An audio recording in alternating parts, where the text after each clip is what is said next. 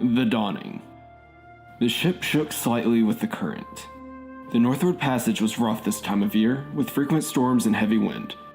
And yet the Southern Light, a trusty Egyptian carrack under the command of the indomitable Captain Jer of House Jirax, quite frequently made the trip. Rog of House Dodger yawned and leaned against the gunwale. He'd made this trip before, several times in fact. But this was the first time that they had deviated from the normal course charted by Carr of House Vernier. It was also the first time they had set sail carrying dignitaries from Jute proper, their usual cargo being cocoa beans and opium from the Silver States, or Iridian spices and papyrus. The job was simple this time. Carry the dignitaries, Jupitian explorers under the command of Syl of House Wilclark, take them north to the skylets near the wilds, deposit them, protect them, and then fly back to Jupe with their findings. The entire thing wasn't to take longer than a few months if all went as planned, and Rog was sure that it would. Captain Jirax might be an ornery bastard, but even at 38, he knew how to command an airship better than anyone else in Jupe, all told. Rog glanced towards the captain's quarters. Illuminated by the faint glow of the gas lamps, the door seemed remote, far away from where he stood on the starboard side of the main deck. The captain would be awake by now, he knew, studying the wind charts. Dawn was scarcely an hour away, and they were close to their first stop. The skylets were out there, in the dark, close now. Rog thought of the skylets near home. The great towering spires of Pillar Isle, the lush gardens of Fair's Isle. They were marvels. Each skylet was unique, a blank slate. The thought of exploring and harvesting the unknown skylets of the wilds was a prospect that filled him with delight. Rog heard a door open and shut behind him, and turned half expecting Captain Jirax to be standing on the quarterdeck, either pacing or staring north as he was apt to do. Instead, a young woman advanced up the guide deck toward him, to the main deck, before finally stopping at the forecastle.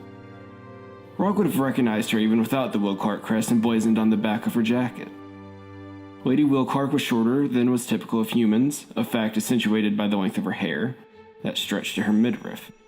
Her face was pretty, but dominated by an ornate, oversized monocle that she wore at all times. Rog found it odd that a woman so young had been entrusted with an expedition, let alone one of this magnitude. He supposed it spoke to the skill of the young woman, or the size of her father's pocketbook.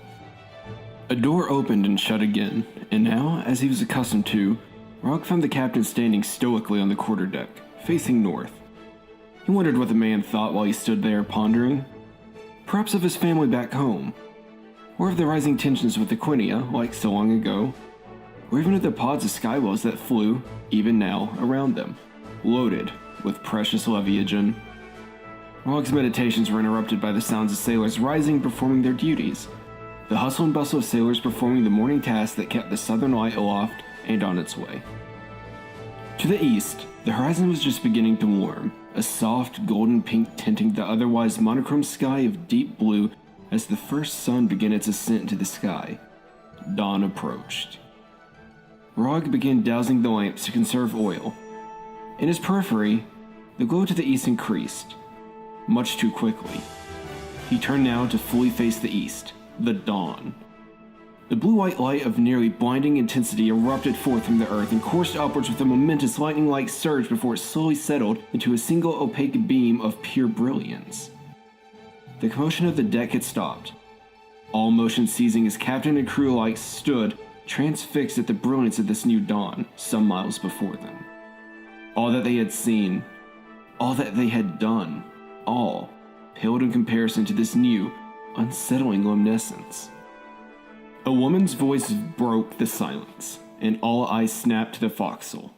Lady Wilclark stood facing them, illuminated from behind in a bright blue brilliance as of the twinkling of 1,000,000 stars. "Angle to port, Captain," she spoke in a commanding tone that was years beyond her. "Make way towards the dawning."